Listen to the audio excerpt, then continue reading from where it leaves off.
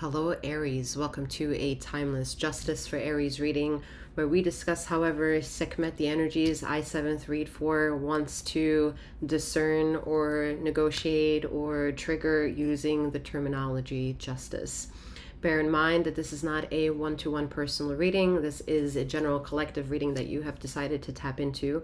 So it is imperative that you use your intuition, aka discernment, to take all the bits and pieces that resonate with you and leave the rest behind with the reading that may not. Okay. Some clarity as to who I am. Again, I am Seventh, aka Master Seventh, that reads these energies for you.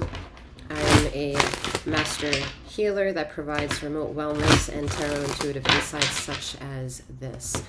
In the description box below, you will find some links to help you travel between the sister energies of Bastet and Sekhmet that are divvied up in two separate channels. You'll also find a link that is there for temporary means, so you can browse and read upon who Seventh is. All right, again, justice is whatever justice wants to be discussed in terms of the energies Sekhmet. It is irrelevant for you to have a relationship with the energies of Sekhmet or even feel like the need to know who or what that is. However, it is something that I will inform you of via my connection. All right, so justice is something, by the way, that I just want to make clear is maybe lacking mercy. In some, it's the pursuit of merciness. Okay? Before I get into the reading, just know that feminine and masculine energies are non-gender specific, so take the energies as they may resonate with you and the energies around you. And yeah, that's more or less it. Feminine and masculine energies they reflect one another, okay? So femininity has masculine, feminine energy, and masculinity has feminine, masculine energy. All right, let's go.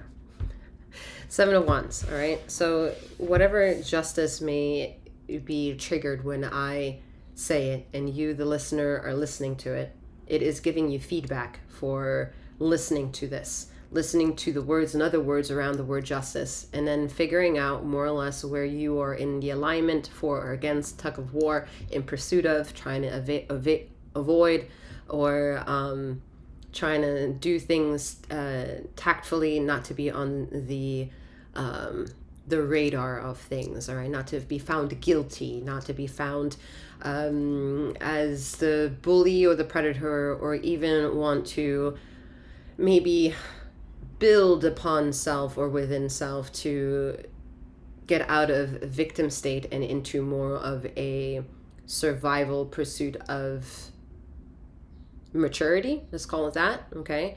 And that's what might be, again, triggered in listening to 𝗖𝘀𝗵𝗔𝗽𝗽 use these words, and then figuring out, by helping you figure yourself out, what it is that more or less is the reason why you may have come here, seen the interest of what it means to click on this reading, and to then participate in the connection of that. I feel like all guns are blazing with this energy of the Seven of Wands. Okay, it's I feel it now. My need to talk really quickly, my need to just be in my truth, so that anything that is not in alignment with me is out of my lane, and anything that comes to try to cut me off or slow me down is more or less being removed.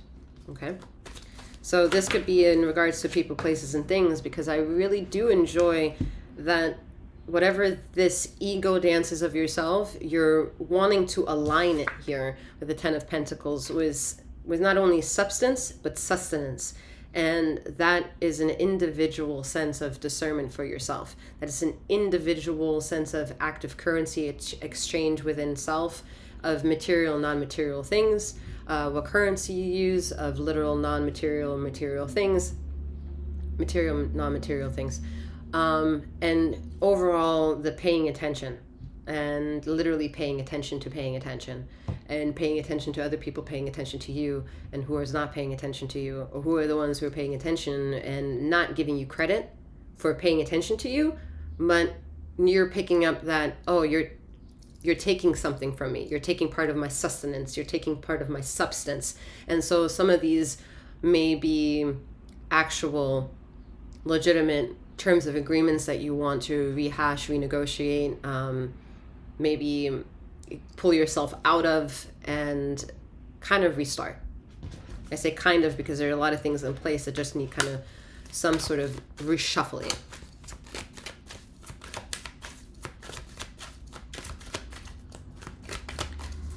I think externally this energy is very prosperous. Like, you understand, again, this has come up for you, Aries, before in a previous reading for justice, that there is a room of knowing what you more self put yourself into, or where you've landed, and taking that opportunity where you are as whether or not that is functional for you or not. If it's functional, you want to learn about it, you want to transactionalize on that, you want to maybe gain some financial freedom within that, you want to gain some financial wisdom, you want to build longevity, loyalty, and just grow.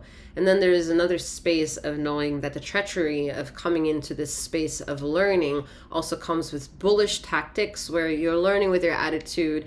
Don't lie so much with white lies from your tongue, because it puts in sustenance in the material world, or your ethereal world, more or less, that is just a magnet for the times that you lie. And then the magnet just keeps getting all the metals, all the gunk from all the times that you are impure with yourself, and then you're left with unnecessary heavy baggage that is anchoring you down instead of keeping you afloat and free.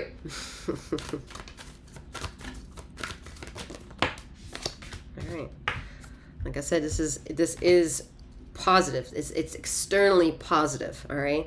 Internally, it is what it is. It is a level of time and place you are where you are in your life, of maturity, of age, of growth, of spirituality, of acceptance, of deniability, survival. There's a battle of maturity versus immaturity that I would argue more or less that never really goes away in the species of Homo sapien, because there's always a room to be student or teacher. And that student and teacher is a nice little internal balance of checks and balances, perhaps, to see, so many things I felt like I was grounded in and would never change. And I listened to a teacher, and maybe I want to kind of reshuffle, rethink, readjust. Maybe let go temporarily and see if I can do without temporarily of having let go.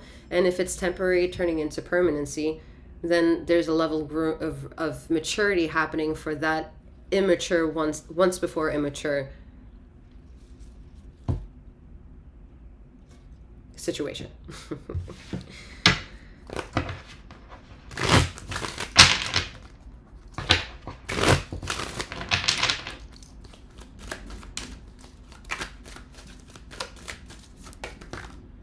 Five of Cups. Okay, good. No.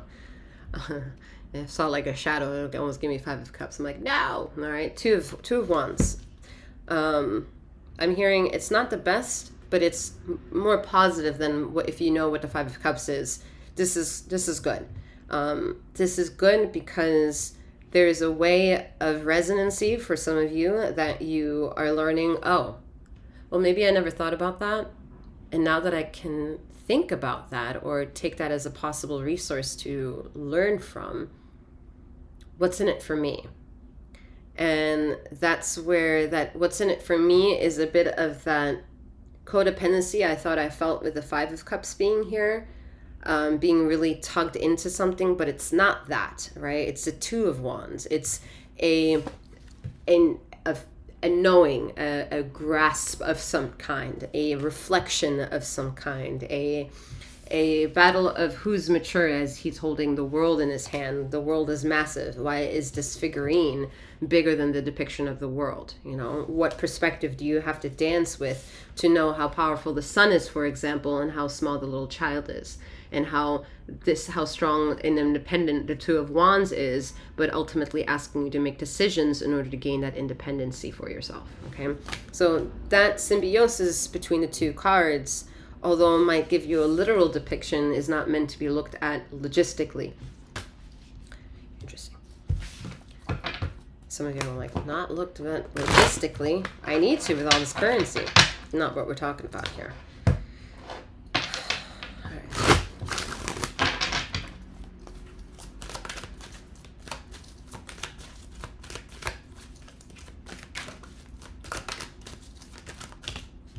All right, we have the Eight of Wands. I feel that whatever you are doing with this energy of the Two of Wands, you're turning your back towards the things, again, that are burning off of you, are fading away. Like you're in a speed of trajectory where that speed of what you are and the functionality of maintaining that speed of rationality, desire, discernment, likability, curiosity, devotion, desire is slowly and surely letting go of outdated timelines because of subliminal changes that you're making that are fundamental to then making rational decisions that are then non-subliminal. And once you realize that you can have rational decisions, I'll just here, rational decisions, that you'll then understand what is what. And look at the card that just came out, Five of Cups. I just said I thought I saw the shadow of the Five of Cups. And somewhere here, boom, it's here. All right, 1144. So no matter what it is that you think you are codependent on and struggling with, remember the story up to that energy of realization. I said I felt it. I said I thought I saw it. And then boom, it's here. So it's really, really here. But with the splitting of what can happen is you being able to understand more or less, I would say, go back into resorting what you think your human sensories are and your neuron receptors and what they trigger for you to understand what your body of existence is communicating and how it's communicating for you to, the developer of thought, make more finite decisions, more prosperous decisions, and at a speed where the internal engine that's still vulnerable, that's still sensitive, is feeling protected and safe and ready for the flight of taking off and adventure, ascending and descending, and feeling safe to do that. Okay? All right. Some closing cards for you.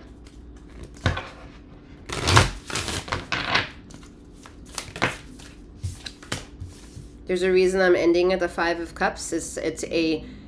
We've already talked about it. Okay, we talked about it before it entered itself into the room. So we're leaving it there because from the beginning of where I thought I saw it and it coming, there's a whole plethora of energies that are not meant for me to have to trigger in order for you to feel them. They need to be transmuted by you. They need to be transcribed by you, the individual. All right, some triggering, I guess, maybe words, or it's just closing messages, is wisdom. We have Palace energy. This is about living and let go, okay? Follow your intuition and listening out for the signs, more or less. Feeling the growth of maturity and vulnerability and expansion, and knowing that without all that and within all that is perfectionism.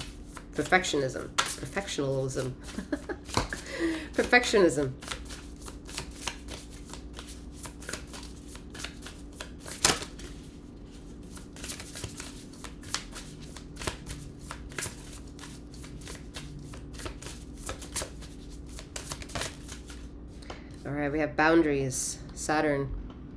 Okay, well, we have number 29 here with wisdom, Palace energy. We have number, I think, 24. Yeah, boundaries. Okay, so this is, again, following pursuit of where the internal struggle is a physical struggle and a physical need to also pay attention to.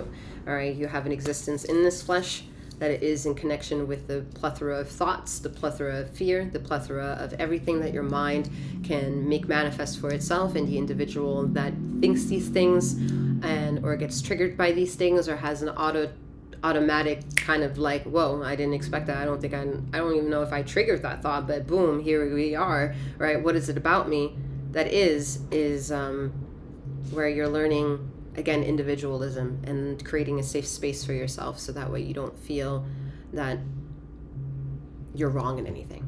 All right.